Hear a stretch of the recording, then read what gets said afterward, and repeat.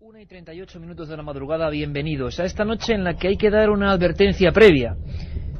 A mí pocas veces me ha ocurrido que en un libro tenga que decir que, como prologuista, la gente se atenga a las consecuencias e incluso poner una nota que diga que hay material forense que puede dañar la sensibilidad de muchos lectores en este caso. Pero no es ni por asomo una exageración gratuita. El libro que tengo entre las manos ahora mismo y su autor, que acaba de llegar de Brasil, yo creo que esta noche nos van a poner los pelos de punta. Los casos que ha recogido Pablo Villarrubia son para... es un decir, que apaguemos casi la radio. Había una serie de historias que todos los que siendo niños empezamos con el misterio teníamos muy dentro del cerebro. Hoy vais a conocerlas en profundidad. Nombres que quizá al gran público no digan nada, pero para nosotros eran tremendamente importantes. Representaban lo extraño, representaban lo imposible, representaban la cara más amarga o más oculta de los misterios. Nombres como João Prestes, como Rivalino Mafra da Silva, como Arcesio Bermúdez. Y esta noche, todos los amigos de Milenio vais a poder conocerlos. De primera mano, con los documentos, con los testimonios, con una persona que ha viajado hasta cada lugar remoto para poder hacerse con los últimos restos de historias que siempre fueron ocultadas. Ah, por cierto, él ha llamado a su trabajo Las luces de la muerte.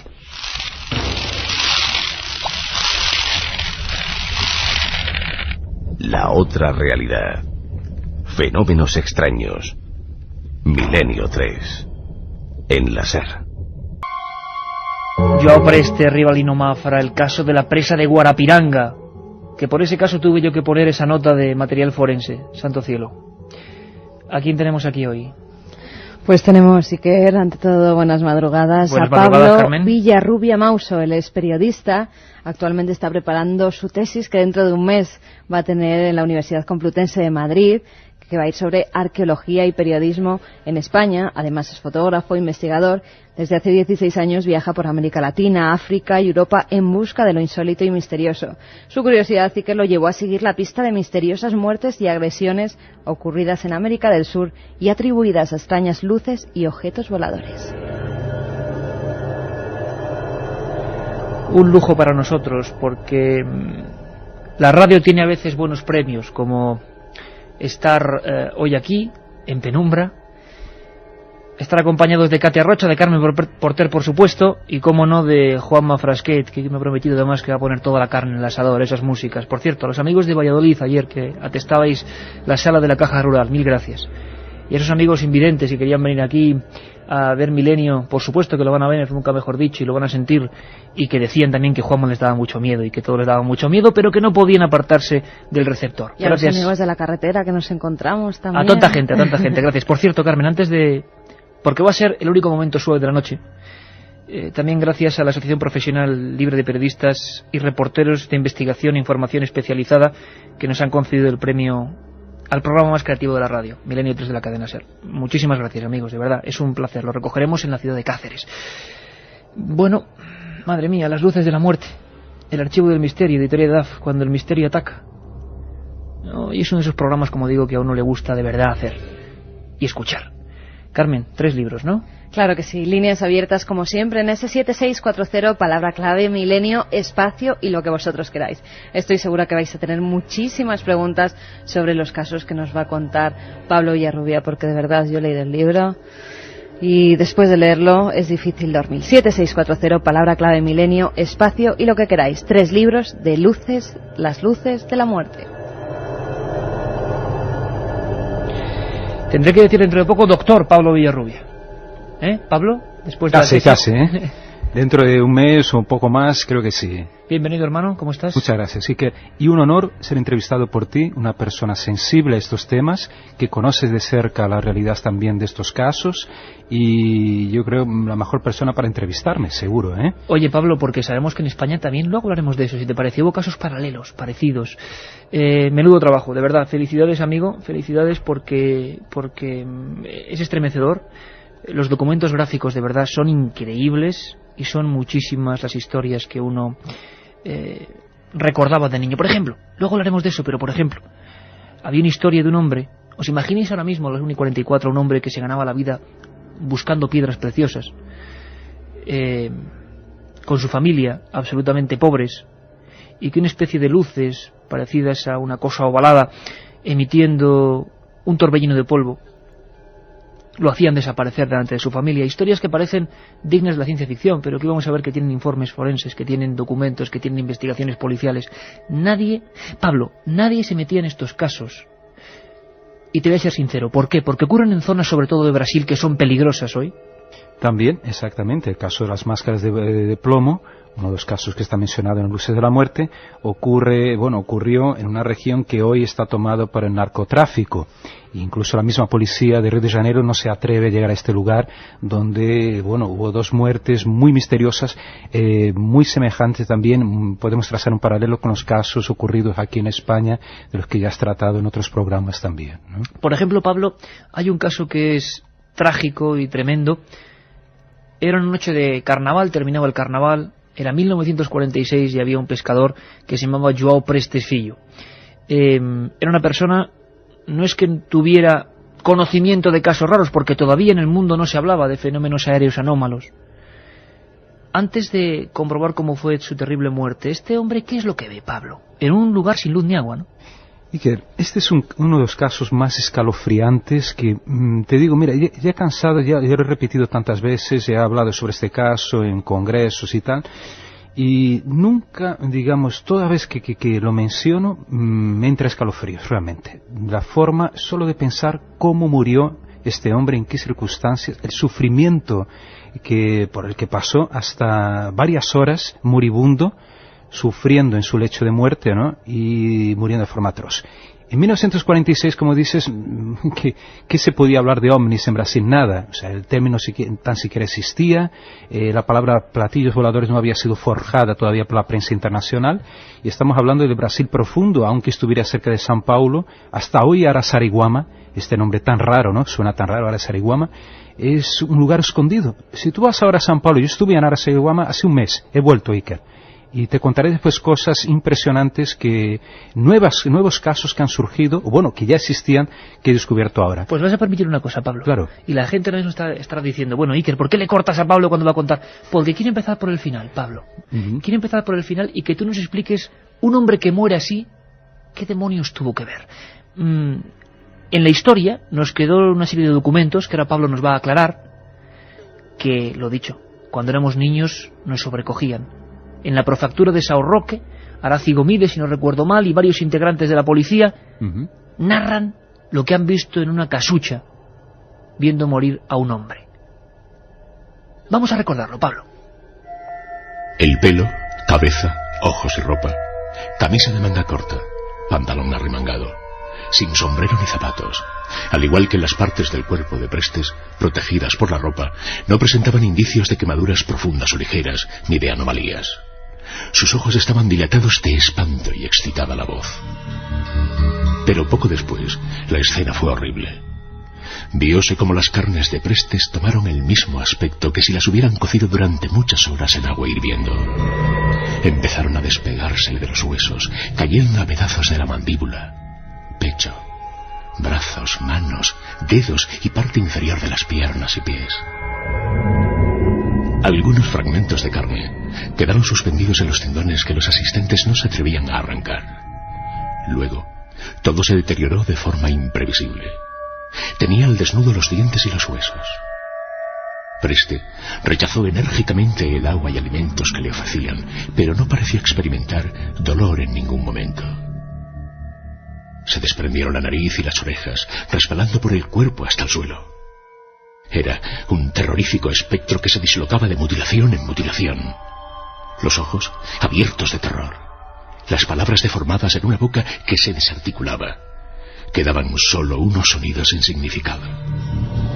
En medio de la confusión general, se cargó lo que quedaba del casi descompuesto cuerpo de Prestes en un carro para conducirlo al hospital más próximo, Santa Casa de Santana de Parnaíba. 6 horas después de la agresión con luz, fue un cadáver lo que regresó a Araçariguama, ya que Prestes murió en el viaje sin poder llegar al hospital. Hasta el último momento salieron de su boca sonidos guturales que no pasaban de los dientes.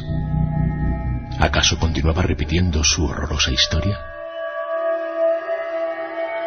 La otra realidad. Milenio 3. En la SER.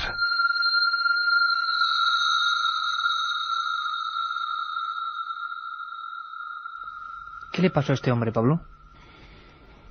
Bueno, Joan Prestes, en aquel día 5 de marzo de 1946, retornaba de pescar, ahí en un río cercano, a Araçariguama, entra en su casa, toda su familia, era una tarde-noche de carnaval, estaba en el pueblo, allí en Araçariguama, se va a preparar, prepara una comida, va a freír el pescado que había traído, y de pronto, de la ventana, de una de las ventanas, surge como un gran destello, una luz, él dice una luz, un destello, y de pronto este hombre siente que su cuerpo no es el mismo, que su cuerpo siente algo raro.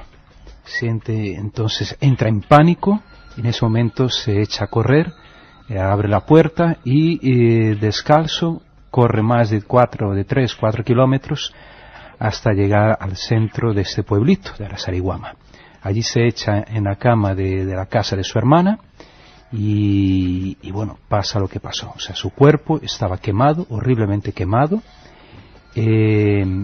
Después descubro, estando ya hablando con varios testigos, entre ellos Virgilio, del cual vamos a hablar en un ratito, y Virgilio me cuenta que fue uno de los testigos que tenía 92 años cuando le entrevisto. Que le vio morir. Que le vio morir, fue uno de los últimos testigos que estuvo hasta el final prácticamente del sufrimiento de Joan Prestes, y me decía que su cuerpo estaba terriblemente quemado, principalmente las manos, prácticamente estaban encorvadas como garras, su rostro también muy quemado, increíblemente su pelo y todas las partes del cuerpo que estaban cubiertas por algún pedazo de tela de ropa no presentaban ninguna quemadura.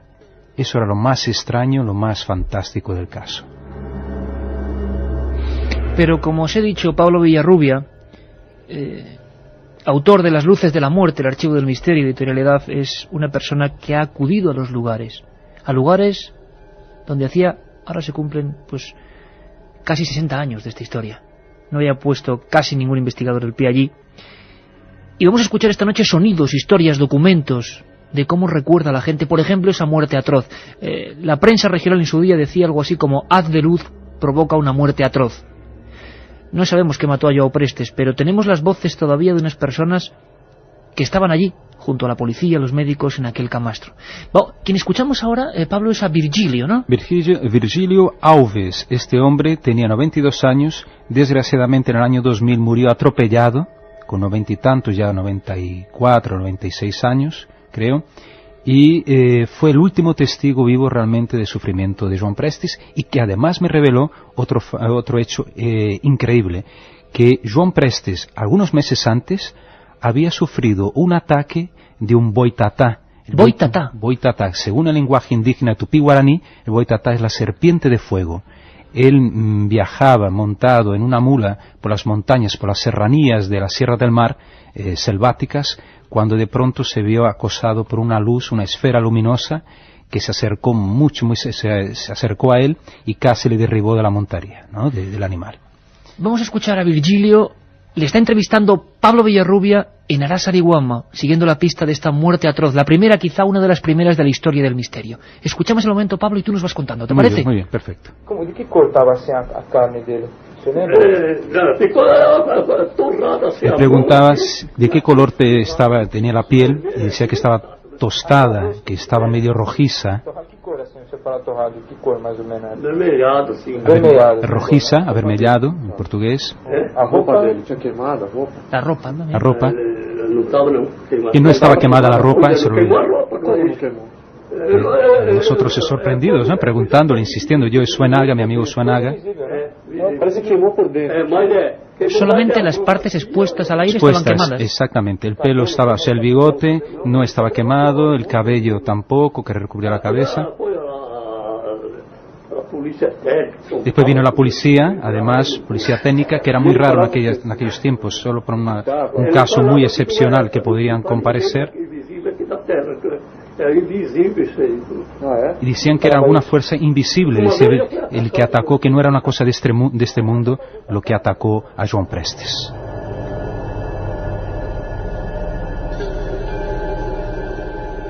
Yo, no puedo disimular mi admiración personal por Pablo Villarrubia, y lo comentaba en el prólogo de este libro, que mucha gente me dice y nos escribe, y gente con toda la buena voluntad, oye, ¿qué hay que hacer para investigar estas cosas?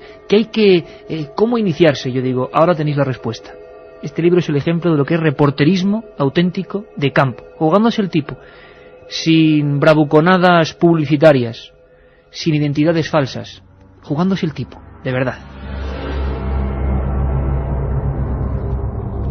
Muchas preguntas, es impactante el tema y nuestros amigos nos lo dicen, y preguntas muy interesantes. Carlos de Alicante nos dice, ¿no os parece que estén expuestos a una dosis muy alta de microondas? Parece, ¿verdad, Pablo?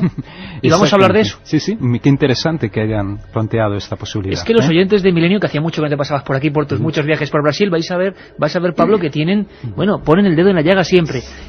Radiactividad, sorpresas para la segunda hora. Vamos a ver a científicos, científicos de los de verdad.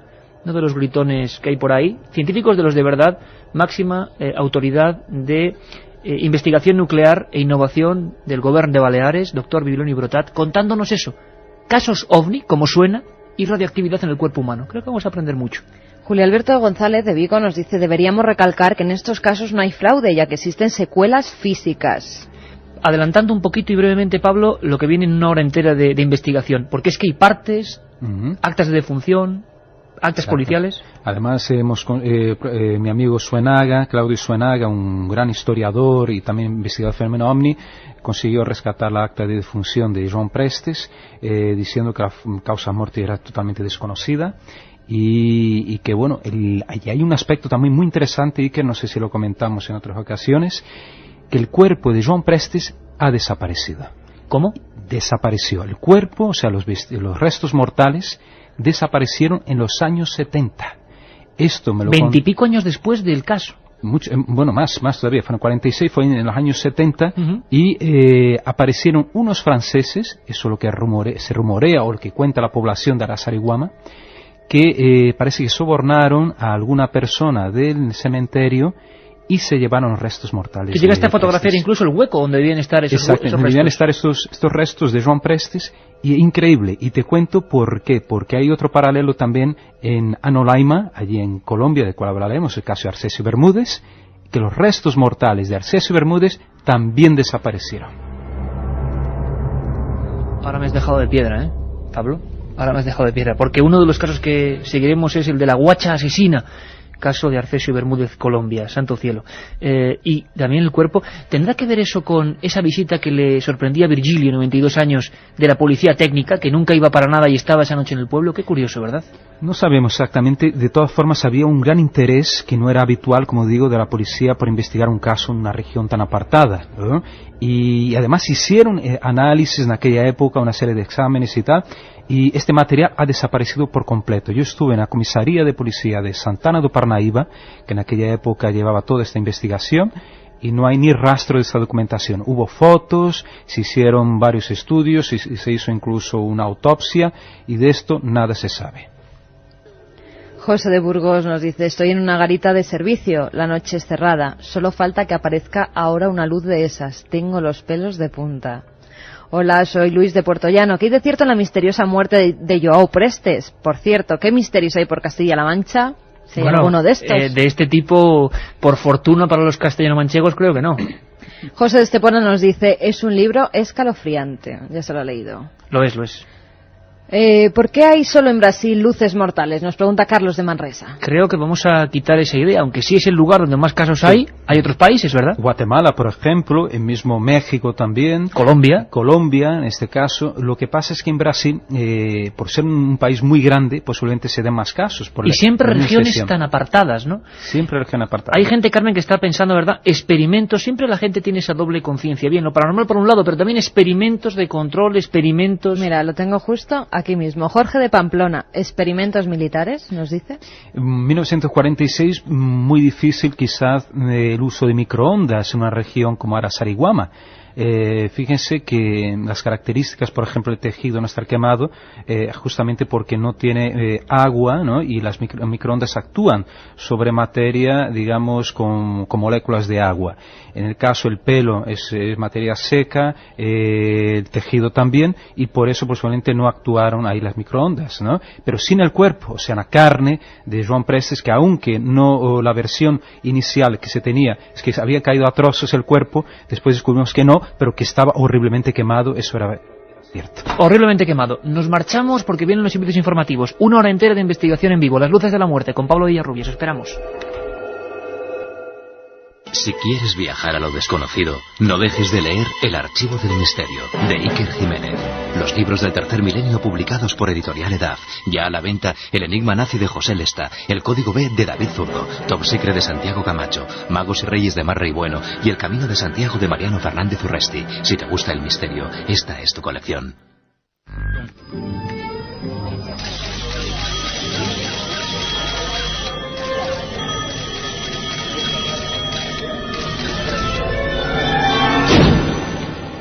Milenio 3. Una ventana abierta hacia otros mundos. Milenio 3. Milenio 3. Cadena SER. Pase lo que pase. Milenio 3.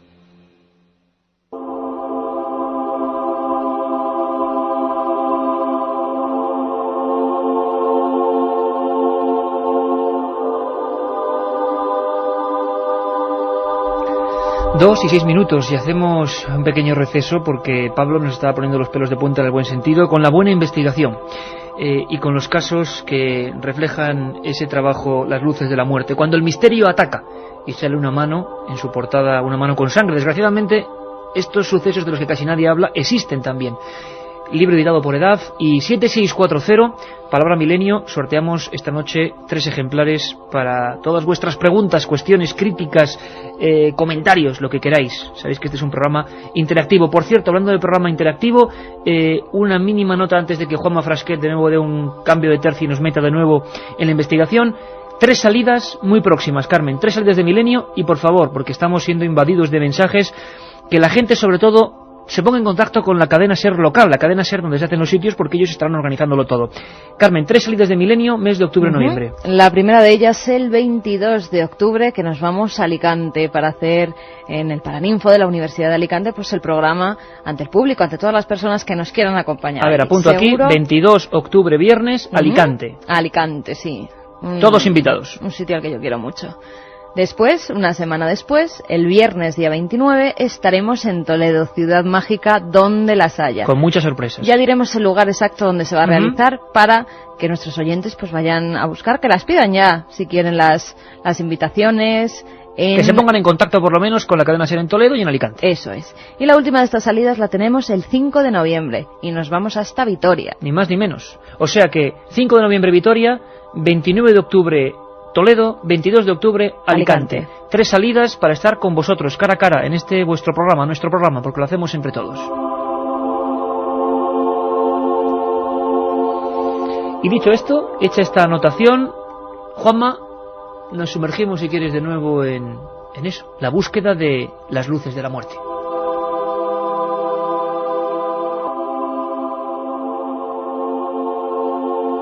Por cierto, que Juanma Frasquet, que siempre está más atento que yo a todas las cosas, porque yo estoy con todo documentos legajos, me dice que es verdad, me hace una seña y me dice, oye, que tenemos un programa especial el domingo y el martes, no os olvidéis. El domingo 2 horas, Misterios del Mar. El domingo de 9 a 11 de la noche tendremos 2 horas para compartir con todos vosotros Milenio 3 y el martes, Día de la Hispanidad, un especial de Milenio 3 de 10 a 11 de la noche. Domingo de 9 a 11 de la noche y martes de 10 a 11 de la noche. ¿De 10 a 11 el martes es? Bueno, pues me dice Juanma que quiere contaros una cosa, una promoción que va a estar sonando de aquí al martes. No podéis perderos esta historia porque el equipo de producción de la SER con las dramatizaciones ha vuelto a ponerse en marcha. Bueno, yo solo os digo que escuchéis. Almirante, hay algo que no me resisto a preguntarle de nuevo. Usted dirá, Alteza. ¿Cómo se puede tener un conocimiento tan preciso de valles, minas, montañas y ríos de un lugar en el que nadie ha estado jamás? Cristóbal Colón guardaba un secreto, una increíble verdad que solo algunos han sabido con el transcurrir de los siglos. Ahora es el momento de conocer la otra historia del descubrimiento. Milenio 3. Este martes programa especial de 10 a 11 de la noche, con Iker Jiménez, Cadena SER.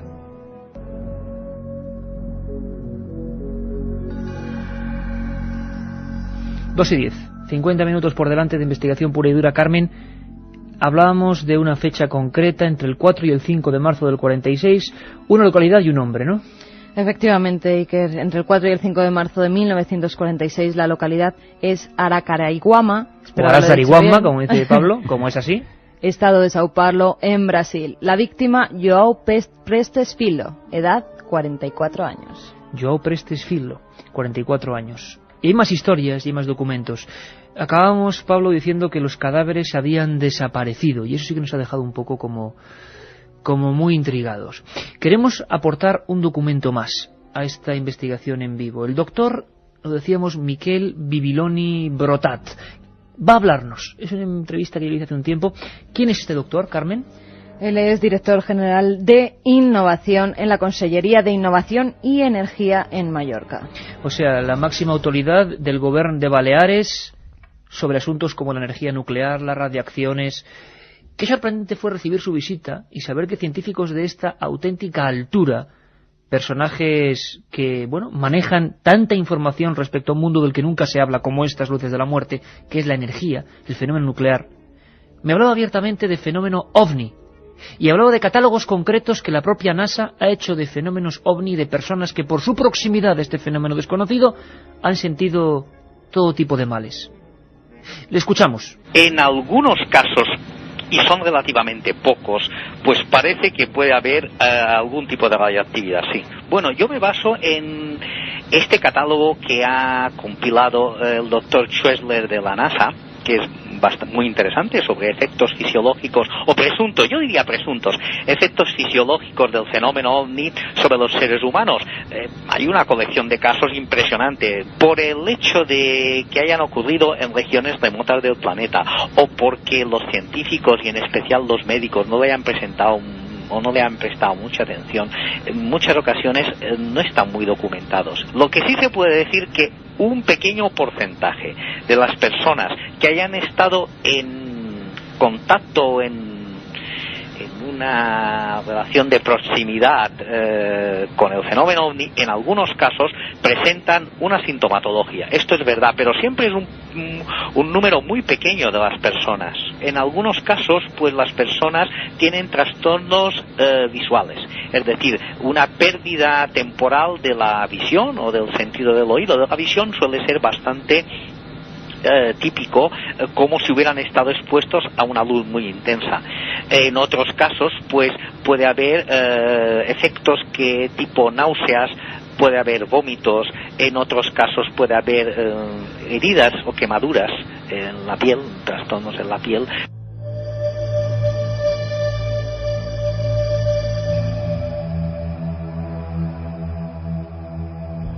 Hablaban de un hombre, Carmen, John Schwessler, ¿no? Y nos ha sorprendido a todo el mundo que alguien de la NASA pues haya investigado el fenómeno OVNI de esta manera. Efectivamente, Iker era un ingeniero de la NASA, investigó los efectos físicos sufridos por testigos en avistamientos de ovnis. Realizó un proyecto al que llamó VISIT, en donde se clasificaban los daños o efectos más frecuentes sufridos por los abducidos, y se confeccionaba un retrato robot de esos seres que habían sido observados por los testigos. Estudió 130 casos y realizó un retrato robot del tipo de entidades más frecuentes. Se trataba de seres de apariencia humanoide, con una estatura mediana, entre 1,20 metros, cabeza desproporcionadamente grande, ojos también muy grandes y achinados, piel grisácea, boca y nariz pequeñas y brazos muy largos. Esto en casos más cercanos incluso de lo que estamos hablando, que este doctor, ingeniero de la NASA, investigó. Efectivamente, Iker, algunos de ellos fueron con efectos mortales en algunos de los casos para los testigos de esas luces, de esos ovnis. Bueno, el catálogo de Schwessler, la NASA y este doctor, máximo representante de la Consejería de Investigación y de Energía del Gobierno de Baleares. Pablo, habla de efectos visuales, pérdida de oído, imagino que en grados más profundos de radiación, heridas y quemaduras. Pero este sería el caso máximo de esta historia, ¿no? Sí, posiblemente, porque, claro, llegó a tal punto de quemaduras ya muy profundas. Pero hay otros casos que a lo mejor ahora me indagarás también, ¿no, Iker?, sobre el caso de la isla de los cangrejos, que es muy significativo en cuanto a heridas y también consecuencias futuras, ¿no?, funestas para Yo estoy viendo para sus aquí, víctimas. en tu libro, estoy viendo en una de las páginas este otro caso también ocurrido en Brasil, quizá no tan espectacular en la forma de muerte como la de ese pobre pescador, escena digna de Goya, ¿no?, cayéndosele los tendones casi delante de la gente, pero en la página 46 de tu libro, Pablo, hay una foto terrible que dice así: Apolinario, Firmino en coma y Aureliano en una foto de un periódico de São Luís, heridas y traumas de por vida. Son 3 hombres, 3 pescadores, heridas y traumas de por vida. ¿A estos qué les ocurrió, Pablo? Estos 3 que ves en la fotografía que está en el libro son los supervivientes. Uno de ellos no está más para contar la historia, ¿no? El fallecido Firmino fue José Correia fue la víctima fatal. Esta historia, y que fue una quizás de las más impresionantes de las que he investigado en Brasil. Esto ocurre en el año 1977. Esto ocurre en una isla misteriosa, digamos, tal como Julio Verne diría. Una isla donde ocurren toda clase de fenómenos, se escuchan por las noches lamentaciones, lloros, se ven luces sobrevolando esta isla, y nadie se atreve a llegar hasta ahí. Incluso, ¿cómo se llama la isla? La isla de los cangrejos, los caranguejos en portugués. Y fue en esa isla en que todo sucedió, en que estos 4 hombres iban en un barco, en el barco Mara Rosa, cuando están durmiendo ellos tranquilamente después de talar troncos de árbol para llevárselos a São Luís do Maranhão, en el norte, en la región amazónica brasileña. Están, como digo, tranquilamente descansando cuando a las 5 de la madrugada se despierta uno de ellos, Apolinario Correia, y se percata de que algo había ocurrido con sus compañeros, con su hermano especialmente, con José Correia. Percibe que este hombre, que estaba dentro de la sentina del barco, estaba durmiendo en una hamaca, estaba totalmente desfallecido, le toma el pulso y ese hombre estaba muerto.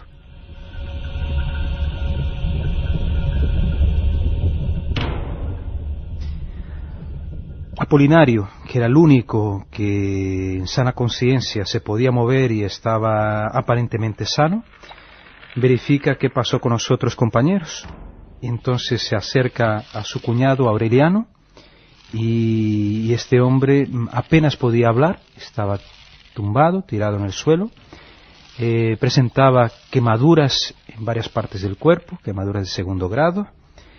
Su otro amigo también, Firmino, o sea, el otro hermano, Firmino, estaba en coma, también horriblemente quemado, en los hombros y en una nalga. Desesperado Apolinario, sin saber prácticamente qué hacer en ese momento, solito él trata de conducir la embarcación de 15 toneladas hasta buen puerto, hasta São Luís, a más de 80 kilómetros de distancia.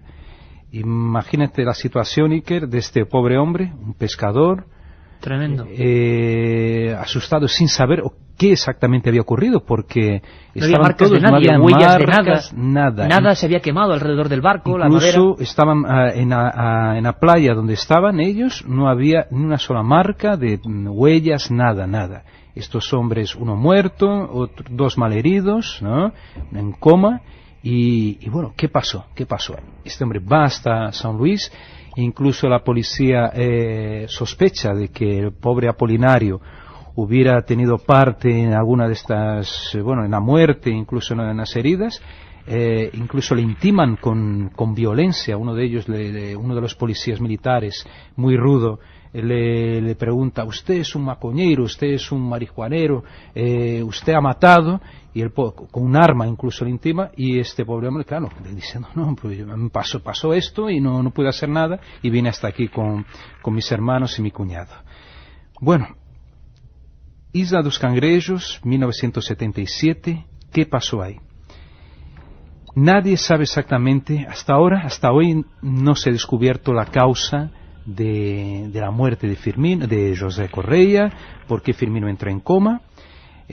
Pasados tantos años, en el año 2000, localizó a Apolinario Correia en una favela a las afueras de São Luís do Maranhão. Realmente me costó un poco de trabajo localizarlo porque, claro, este hombre no tenía teléfono, una persona humilde, muy pobre, Llego a esta favela. ¿Estaba afectado por algo él todavía? Y es eso que vimos Iker, lo más impresionante. Apolinario, como digo, era la persona que no había sufrido nada en aquel momento. No estaba quemado, aparentemente estaba sano. Cuando llego a su casa, a su chabola, me lo encuentro con una pierna, o sea, prácticamente tiesa, un brazo torcido, la mano, me parece, izquierda retorcida, y hablando con cierta dificultad. Habían pasado un buen puñado de años, pero no podía olvidarlo, y quizá te contó Pablo historias como las que cuentas en el libro, con fotografías y documentos, que esos supervivientes fueron incluso hipnotizados con regresión médica. Exactamente. ¿Pero qué pasó? Mi buen amigo Bob Pratt, uno de los mayores investigadores del fenómeno OVNI de Estados Unidos, algunos años, creo que al año siguiente del suceso, estuvo allí en San Luis do Maranhão, también visitó el barco Mara Rosa para ver si había algún vestigio de fuego o algo que hubiera quemado el barco, ¿no? Porque de esa forma, hombres quemados, además la sentina estaba separada en la parte exterior por una cortina, o sea, había ni un vestigio de que un rayo hubiera penetrado por el barco, de que algo hubiera, ¿no?, realmente traspasado esta embarcación para quemar estos hombres. Nada, ni un solo vestigio. Y Bob Pratt entonces busca a un gran, hipnólogo brasileño para hacerles una regresión a los tres supervivientes del barco. Bueno, después de 2-3 sesiones, si no me equivoco, no consiguieron ni un solo resultado positivo. En otras palabras, el hipnólogo detecta que estos hombres sufrieron un gran impacto emocional y todo que tenían en sus mentes se quedó borrado. La otra realidad. Milenio 3. En la SER. 7640, muchas preguntas, muchas consultas y muchos sentimientos que se están removiendo, el miedo. Vamos a escuchar algo rápido, hay tormenta por España. Hay tormenta encima hoy, madre mía, pues. Desde Gijón nos dicen, hola, en Para, Brasil, en los 70, mucha gente fue quemada por luces de OVNI, de ahí se formó la Operación Plato. Efectivamente, lo cuenta todo eso Pablo en su libro. Rubén desde Ciudad Real, en las Urdes hay casos similares, como el de Nicolás Sánchez. Sí, luego si queréis lo recordamos, porque en España hubo algunos casos, podríamos llamar entre comillas, paralelos. Rafa de Castellón, ¿podría haber sido consecuencia de algún tipo de láser? Vamos a escuchar ahora documentos muy interesantes que hablan de eso, y científicos, láser. Javi de Lugo, ¿no serán pruebas de armas nuevas de los mismos gobiernos en sitios pobres, lejos de la civilización? Cada pregunta del 7640 de nuestros oyentes abre un abanico infinito casi de posibilidades, y con ello iremos dentro de unos minutos. Antes de eso, porque Katy está preparando un montón de preguntas que están haciendo los oyentes, Carmen, hay otro testigo, otra historia, otra persona. Impresionante las cosas que está comentando Pablo, que son parte también de su vida, porque yo os puedo decir simplemente que quien investiga estas cosas, a veces nos preguntan cuál es tu caso favorito. Eso es una solemne tontería, habitualmente. ¿Verdad, Pablo? Porque quien lo ha investigado de verdad, quien lo ha vivido, quien ha pasado todo tipo de penurias, no solo es el caso lo que sea mejor o peor. Hay toda otra historia oculta. ¿Cuánto te ha costado llegar hasta allí? ¿Qué clase de casualidades han intervenido en la peripecia para que tú llegues hasta allí? ¿Cuánto te ha costado incluso enterarte de ciertos datos? Y eso hace en que casos que para el público sean mejores o peores, para ti en tu escala no lo sean. Por lo tanto, en el fondo, uno deja partes de su corazón en cada una de estas historias. Vámonos a Colombia, vámonos a Anolaima, vámonos a la historia de Arcesio, vámonos a escuchar una muerte con un nombre concreto. Le llamaron Guacha Asesina, y el parte forense decía algo así. Arcesio Bermúdez fallece a las 11:45 en el hospital de Bogotá, tras aparecerle una serie de manchas azules en la piel y presentar alarmante bajada de la temperatura corporal y ausencia total de apetito, palidez extrema, hígado inflamado, vómitos y pulso casi imperceptible. El diagnóstico primario es gastroenteritis aguda.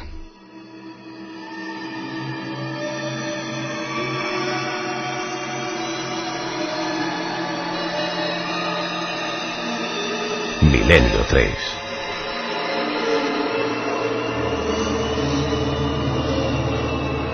Yo no sé cómo lo estarán viviendo nuestros amigos, esos amigos con los que, como decía antes Carmen, nos encontramos por gasolineras, por restaurantes, es increíble.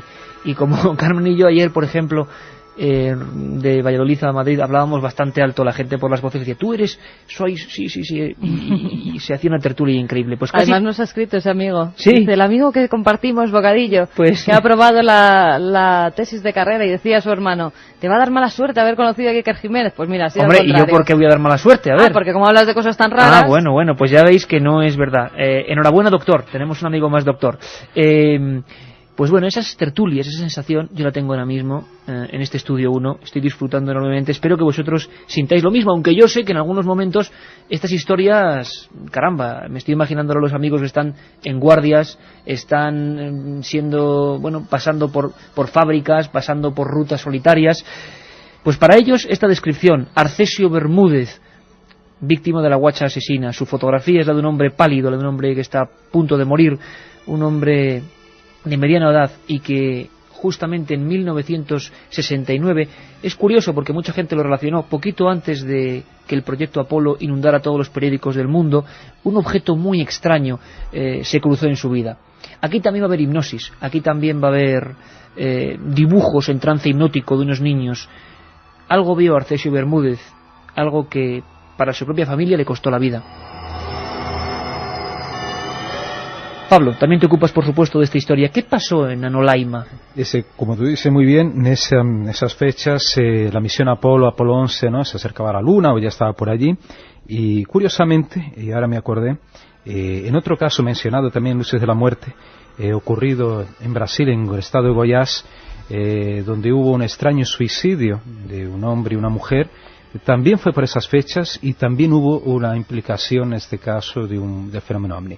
Pero volviendo a Colombia, estaban reunidos ahí en una finca a 60 kilómetros de Bogotá, en Anolaima. ¿Zona selvática? Una zona semiselvática, ¿no? Allí hay una vegetación tupida en toda esa zona. Y entonces una familia en una finca, en una hacienda, se dedicaba a pasar una tarde, ¿no?, de fin de semana, placenteramente, comiendo su churrasco, lo que fuera. Y de pronto ven los niños, había muchos niños allí del grupo, eran varias familias, ven que una estrella baja del cielo. Aquello le llama poderosamente la atención, era un final de tarde. Ven que aquella estrella va bajando, baja, hasta tocar una parte de selva, unos árboles muy cercanos a donde se encontraba haciendo la barbacoa. Estos niños corren hasta cierto punto, los padres les gritan, no vayan. Los chicos se paran y después uno de los familiares, Arcesio Bermúdez, 54 años, intenta averiguar lo que hay por allí. Camina en dirección a aquella luz y cuando se acerca, para su sorpresa, se topa con un objeto a menos de 7 metros de distancia, de forma redonda, casi ovoide, amarillo, entre el amarillo y el naranja, y en su interior una extraña criatura.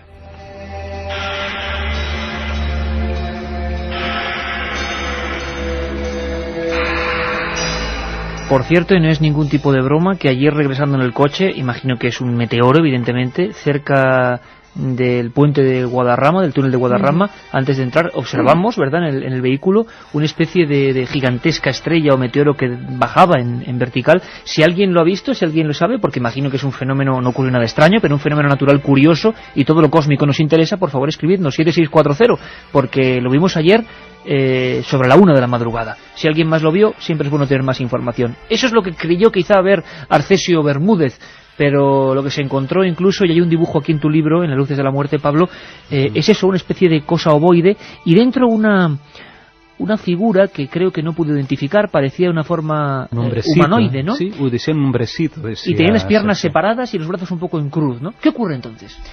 Pues Arcesio durante algunos minutos se queda estático viendo este objeto, 2 metros de diámetro aproximadamente, esta criaturita como a través de una ventana o algo semejante, como hablaba un hombrecito, las piernas o la parte inferior del cuerpo en forma de A, lo describía él, y bueno, ve que aquel objeto después asciende, se levanta y desaparece en lontananza. ¿No llegó a estar muy lejos o sí llegó? Llegó hasta 7 metros de distancia, metros, que no es nada, es casi ahí atrás, ¿no?, la pared del estudio.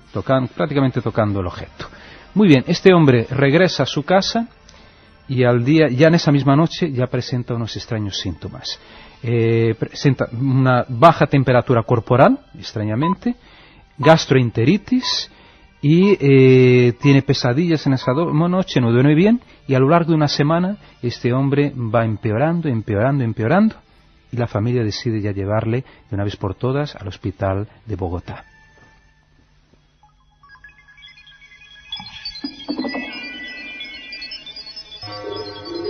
Y en ese hospital, Pablo, los médicos, ¿qué se encuentran? ¿Piensan que están ante un enfermo más? Él les cuenta su historia. Recordamos que Prestes, cuando está muriendo en el camastro y se está descomponiendo su carne, él constantemente repite la luz, es decir, es algo que se le ha quedado. ¿Arcesio relacionaba su enfermedad con esa visión? ¿Qué ocurría? Arcesio, me imagino por el estado deplorable en que se encontraba, físico y mental, posiblemente sí que contó la historia a uno de los médicos que estaban en el hospital. Este médico, por casualidad, era un forofo de la ufología ya entonces, y él escribe una carta a la APRO, que era una de las mayores instituciones ufológicas de todos los tiempos de Estados Unidos. Y él escribe a un tal de John Simon, contándole el caso, que le parecía muy raro y que no le parecía una simple gastroenteritis lo que había afectado y finalmente llevado a la muerte a este pobre hombre. Y entonces se plantean la hipótesis realmente ufológica a partir de la descripción que les da antes de morir, ¿no?, a estos médicos, o a este médico en concreto, ¿no?, Arcesio Bermúdez. Y a partir de entonces se plantea esta posibilidad de que Arcesio muere en función de algún tipo de radiación emitida por aquel extraño objeto al que estuvo tan cerca, solamente 7 metros. O sea, de nuevo, el fenómeno radiación. Antes de pasar a Katia y escuchar las preguntas concretas que ahora a las 2:30 están haciendo los oyentes, me gustaría muy brevemente que... Hay gente que pregunta por qué solo en países, vamos a llamarlo así, pobres, en algunas regiones pobres, ocurren estos fenómenos. ¿Por qué con gente de poca condición cultural? No es lo cierto. Ha habido muchos casos que aparecen en ese cotólogo del doctor Schwessler de la NASA que implican una realidad completamente distinta. El fenómeno OVNI, si podemos llamarle OVNI, no quiere decir esto extraterrestre, sino objeto volante identificado, se presenta y no tiene, parece ser, predilección ni por pobres ni por ricos, ni por una raza ni por otra. Hay un caso en Estados Unidos, el caso Cash Landrum, que fue realmente célebre y que demostró que personas de alto nivel cultural en un país como Estados Unidos también podían morir a causa de una extraña luz. Nos lo cuenta el redactor de la revista Año Cero, que lo investigó en profundidad, Javier García Blanco. Los testigos principales fueron 2 mujeres, Betty Cash y Vicky Landrum, que pues aquel día de 29 de diciembre del 80, en torno a las 8:30 de la tarde, circulaban con su coche en compañía del nieto de Vicky Landrum, y pues de repente, de improviso, apareció un objeto extraño en el horizonte, de forma como un diamante y aspecto metálico, y que se colocó pues a unos 40 metros de distancia del coche que conducían Betty Cash. Este diamante se paró ahí en la carretera y ellas decidieron detener el vehículo ante el temor que aquello les producía. Tenemos, por lo tanto, un caso más, uno de tantos, de los que llenan los archivadores de miles de investigadores OVNI en todo el mundo durante el último siglo. ¿Qué lo hace distinto? ¿Qué pasó? Fue entonces cuando empezaron a sentir un calor terrible, una sensación angustiosa, y Betty Cash, que fue quizás la testigo principal del caso, salió del vehículo para observar mejor aquello. El niño, que era Colby, se quedó todo el rato dentro del coche, y Vicky Landrum, que era la abuela del niño, salió tan solo unos 2 o 3 minutos. Y fue precisamente Betty Cash, que es la persona que estuvo más tiempo fuera, la que sufrió peores secuelas físicas. Aquella misma noche ya comenzó a tener unas terribles náuseas y dolores de cabeza, y tuvo que acudir al hospital de la capital de Texas, y allí pues la sometieron a una serie de pruebas y se dieron cuenta de que presentaba unas quemaduras bastante graves. Comenzó a caérsele el pelo de la cabeza a mechones y nos explicaría un cáncer. Los otros testigos, Colby fue quizás el que menos sufrió los efectos, porque no salió del coche y quizás eso le protegió de aquello que estaban presenciando. Aparte de unas terribles pesadillas y incontinencia urinaria, pues tan solo tuvo el desagradable efecto secundario de que le creció el vello en partes del cuerpo cuando se trataba tan solo de un niño. La otra realidad. Milenio 3. En la SER. Ya está por aquí Katia Rocha, la que espero que no se encuentren con ninguna de estas luces de las que habla Pablo Villarrubia, porque, vamos... Pues lo mismo te deseo a ti. Imagínate lo que ocurre, los mechones de pelo y demás, no puede ser, no puede ser. Bueno, el primer oyente nos pregunta, sin ánimo alguno de faltar, ¿no es curioso que este fenómeno se dé solo en países en vías de desarrollo? Es lo que estábamos comentando, es decir, ahí tenemos el caso. Hay países de primer mundo en el que quizá lo que es cierto es que no hay tanta documentación o tantos casos, pero los hay.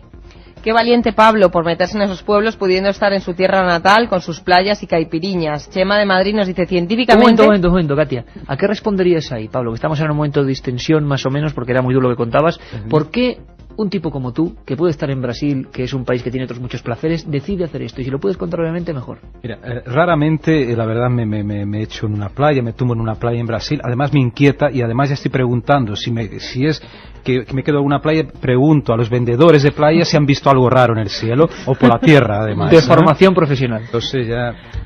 Chema de Madrid nos dice, científicamente está demostrados casos de que el organismo en determinadas condiciones ambientales produzcan combustión espontánea. Nos pregunta si podría ser esto.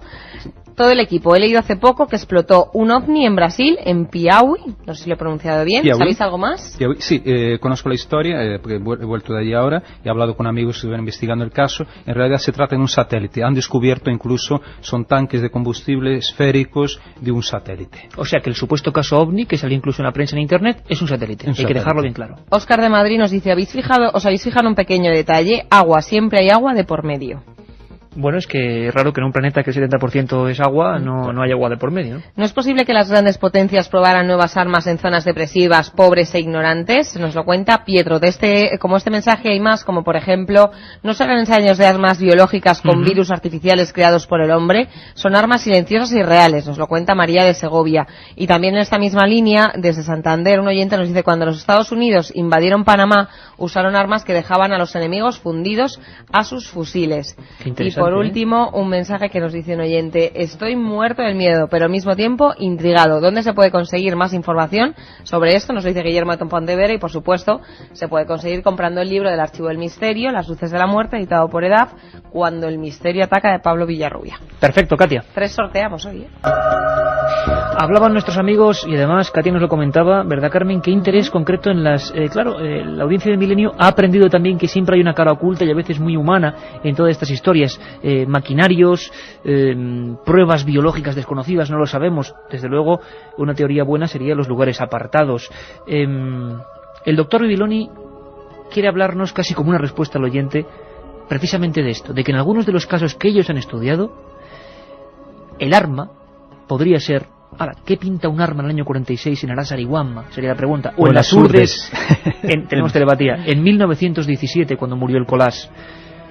Láser de alta energía. Hay casos que serían explicables con un láser de alta energía. Es decir, si alguien hubiera apuntado a la persona voluntariamente o involuntariamente con un láser de alta energía, pues se presentarían un tipo de fenómenos que son los de tipo visual, es decir, ocurriría eso. De hecho, hoy en día en tecnología militar el láser está a la orden del día y se puede emplear. Yo no sé si se emplea o no, pero me imagino que prototipos existen desde hace toda una serie de años.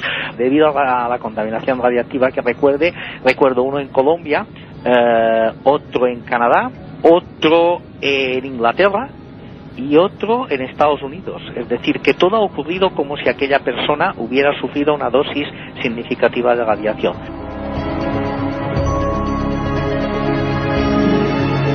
Y 39, Milenio 3, en una investigación en vivo con la ciencia de verdad, la que siempre está investigando, indagando, intentando ir más allá.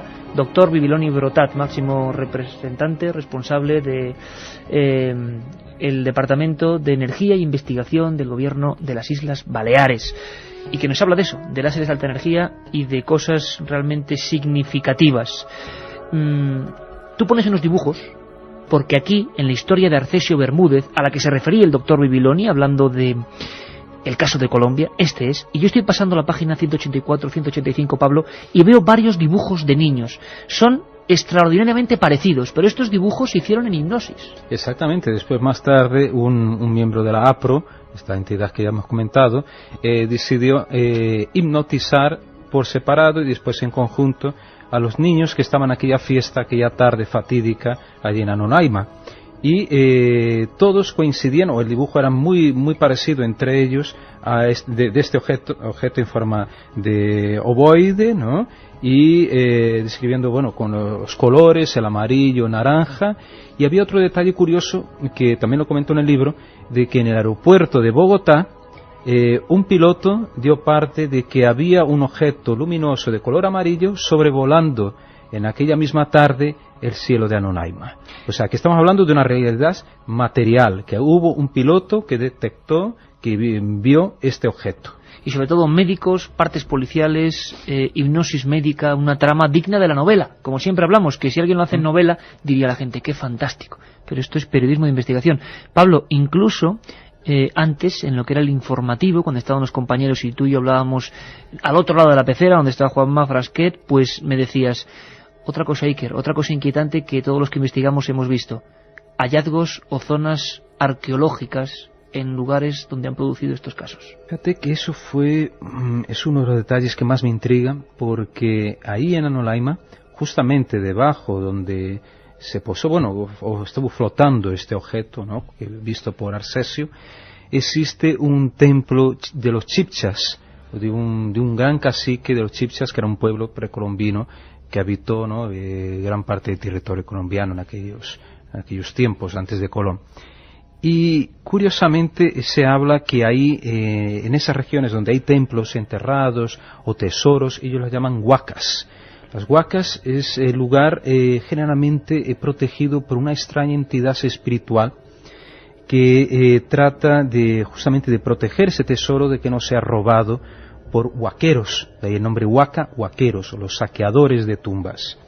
Y muchas personas que se atrevieron, intentaron saquear estos lugares, huyeron despavoridas ante la visión de alguna extraña entidad, digamos, fantasmal, que podría ser un cacique, o incluso se habla del niño de oro, una entidad también humanoide, brillante, luminosa, de color oro, que se le atribuye también poderes extraordinarios y que estaría asociado a lugares donde estarían enterrados objetos de oro. Qué curioso, Pablo, porque yo mismo también en Cerro Uritorco, en Argentina, he escuchado historias que siempre se repiten, luces, asentamientos funerarios, y allí en Argentina la misma historia que se acaba de contar Pablo se cuenta, y le llaman Anchimayín.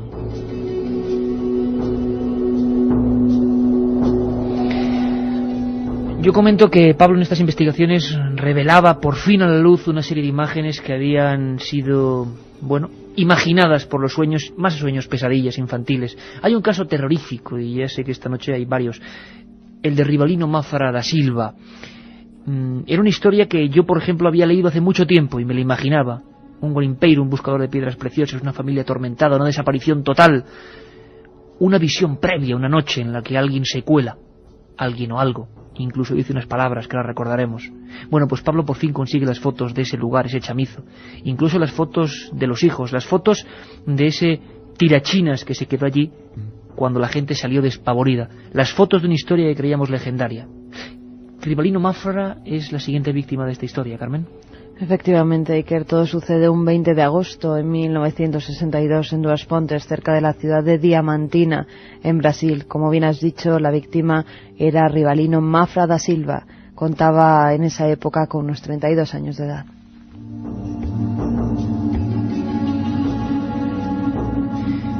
Familia pobre, buscadores de piedras preciosas. ¿Qué ocurre la noche anterior a la desaparición total? Es otra de esas historias que está en nuestro inconsciente, ¿no, Iker? Tú, muchos de nosotros que dedicamos a misterio, hemos leído los libros de Rivera, Antonio Rivera, recordamos esta historia también escalofriante. En este chamizo, como has dicho, en Duas Pontes, Minas Gerais, uno de los estados, además, con máxima afluencia de apariciones de ovnis en todo Brasil y quizás en todo el mundo, en esa noche, a principios de los años 60, está la familia de, Rivalino Mafra, no sé si viudo o separado, pero estaba él con sus niños, 4, si no me equivoco, 4 niños, y los niños son los que perciben primero algo extraño, un ruido. Están en su casa tranquilamente de la noche, dentro de la casa. Dentro de la casa, ¿no?, durmiendo cada uno en su catre, y uno de los niños percibe una sombra que se mueve por por el salón o la habitación donde estaban. ¿Y qué era aquello? Era como un ser en 4 patas con una especie de tupé o una protuberancia sobre la cabeza y flotando. Esta silueta se desplaza sin tocar el suelo, como digo, dentro del ambiente de la casa, y oyen a la vez una voz que dicen: aquí vive Rivalino Mafra. Entonces estos niños se quedan totalmente asustados, llaman, gritan a su padre. Cuando el padre llega, solo le da tiempo de ver esta sombra ya desapareciendo hacia algún punto desconocido. En diversos testimonios, los hijos, que luego veremos, tuvieron que repetir decenas de veces la misma descripción. Incluso decían que después de las palabras Rivalino Mafra se escuchaba algo como: vamos a matarlo.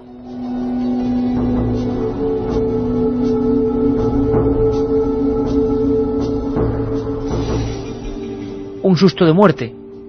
A la mañana siguiente ocurrió algo que muchas veces el celuloide del cine en otras escenas de ovnis nos ha revelado.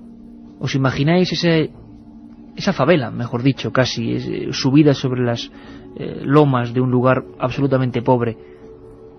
A la mañana siguiente, toda esa familia, ya como marcada por el misterio, observaron unas luces que emitían un torbellino de polvo. Los hijos ahí. Se dice incluso que Rivalino comenzó a avanzar hacia la luz rezando. Escenas que bien pudieran ser así.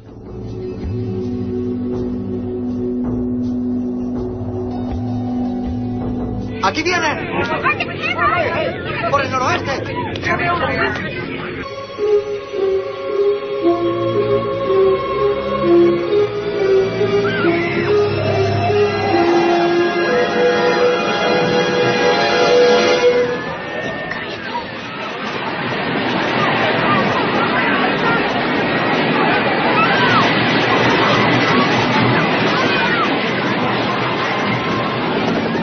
Un torbellino de polvo, Pablo.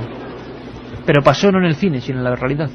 Ahí está. Cuando Rivalino se despierta, primero sale a la calle uno de sus hijos de 12 años a la calle. En realidad está en una zona rural, no había calle, es delante de la casa, un suelo de arena, de tierra, y el niño ve 2 extraños objetos que se acercan. Él los comparaba a tatuziños, que en portugués equivale al armadillo, este animal, ¿no?, que tiene una capa, digamos, sólida, cascarón, ¿no? Un cascarón, ¿no?, sólido, y ve uno de ellos totalmente oscuro y otro blanco y negro, y presenta como una especie de cola, ¿no?, uno de ellos en una extremidad. Se parecía algo vivo, más que un maquinaria. Exacto, pero de apariencia quizá artificial. Eso sí, era artificial, pero con movimiento parece que se desplazaban a baja altura, ¿no?, merodeaban el lugar, daban vueltas, y de pronto estos 2 objetos se funden en uno solo, se fusionan con un estampido y empiezan a formar una especie de torbellino, de levantar polvo. En ese momento es cuando sale Rivalino Mafra, alertado quizás por los gritos de su hijo, y observa aquel objeto ya, ¿no?, fusionado, aquellos que eran originalmente 2, y al acercarse este objeto empieza a rodearle y levantar una nube de polvo, una nube de arena amarilla que le va encubriendo, le va tapando, ¿no?, hasta que de pronto desaparece, se esfuma completamente en el aire.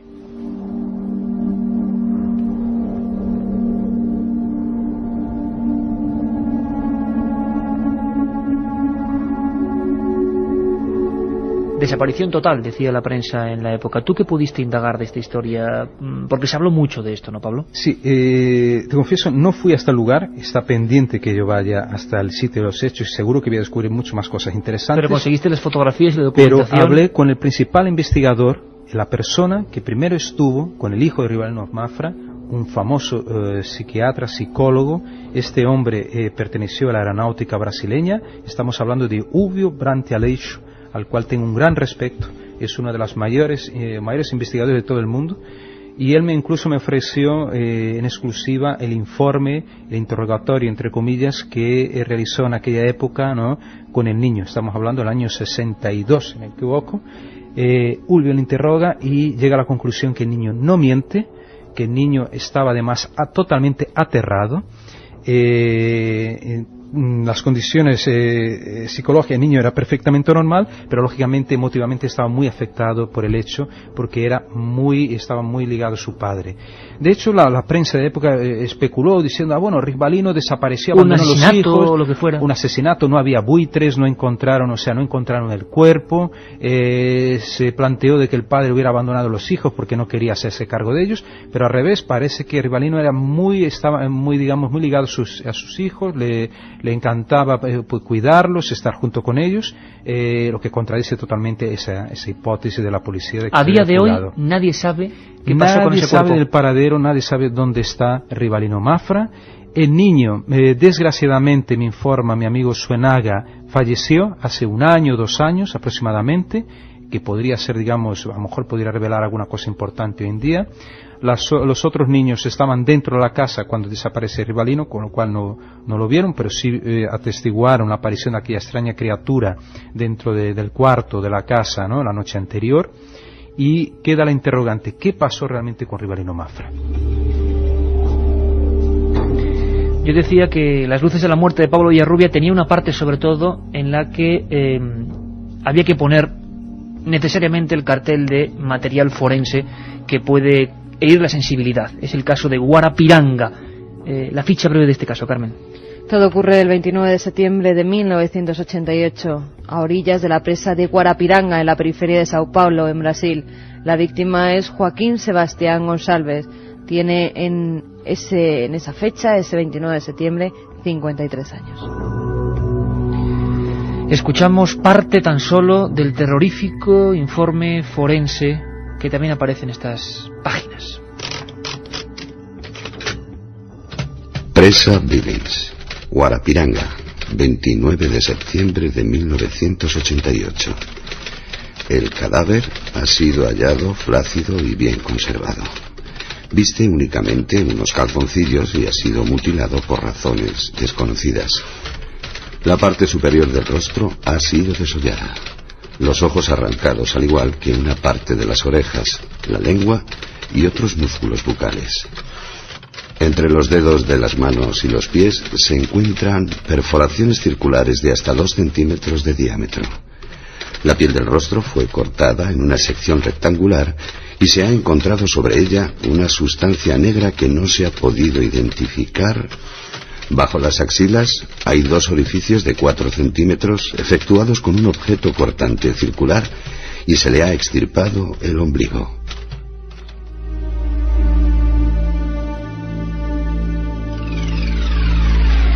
Un caso estremecedor que nos dará también para otros programas, Pablo, porque hablaremos de extrañas mutilaciones animales y humanas. Una mutilación, páginas 160, 161, 162, 163, 165... difíciles de describir, porque lo que habéis escuchado está en las fotografías.